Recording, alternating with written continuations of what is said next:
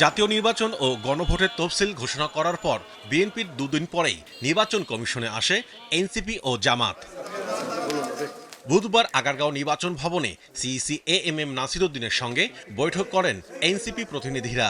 এই সময় উপস্থিত ছিলেন দলের মুখ্য সমন্বয়ক নাসিরউদ্দিন পাটোয়ারি ও যুগ্ম সদস্য সচিব জহিরুল ইসলাম মুসা।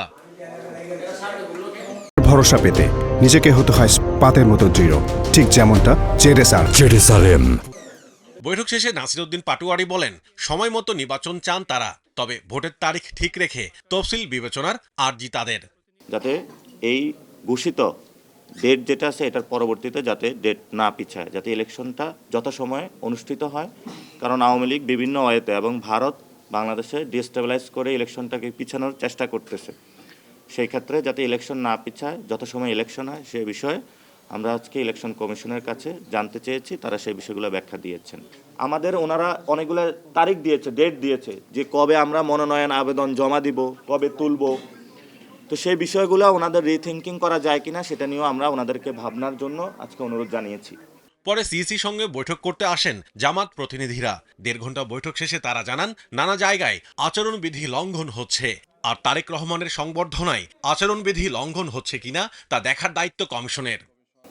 আমরা সবগুলো বিষয়ে দৃষ্টি আকর্ষণ করেছি। এর মধ্যে এটা বলেছি যে আচরণ বিধিতে যা আছে আমাদের পক্ষ থেকে আমরা প্রথম দিন থেকেই সচেতন আছি, আমরা সচেতন থাকবো ইনশাল্লাহ। কোনো দল যদি করে এটার দায়িত্ব হচ্ছে ইসি তো নিরপেক্ষ, ওনারা দেখবেন যে কোন দল কি করে না করে, আচরণবিধি লঙ্ঘন হচ্ছে কিনা, দায়িত্বটা ওনাদের। আমরা এই বিষয়ে ওনাদের দৃষ্টি আকর্ষণ করেছি।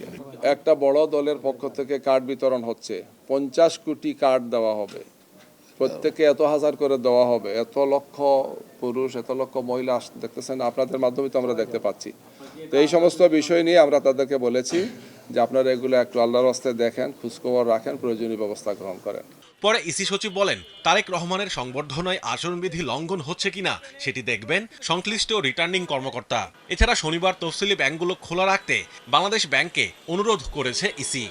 যে আগামী শনিবার আমরা বাংলাদেশ ব্যাংকে অনুরোধ করেছি তফসিল ব্যাংকগুলোকে খোলা রাখতে, যাতে নমিনেশন পেপার সাবমিশনের সাথে যে প্রাসঙ্গিক বিষয়গুলো থাকে, ব্যাংকের ট্রানজ্যাকশনের কোনো বিষয় থাকলে সেটা যেন সম্ভাব্য প্রার্থীরা বা তাদের এজেন্টরা ঠিক মতন সম্পন্ন করতে পারেন।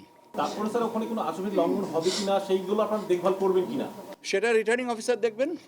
পাশাপাশি পোস্টাল ভোট বিডি অ্যাপে নিবন্ধনের সময় 25 ডিসেম্বর থেকে বাড়িয়ে 31 ডিসেম্বর পর্যন্ত করা হয়েছে বলেও জানিয়েছেন ইসি সচিব। 31শে ডিসেম্বর 2025 তারিখের মধ্যে নিবন্ধন সম্পন্ন করবেন। Mahmudul Hasan, star news, Dhaka.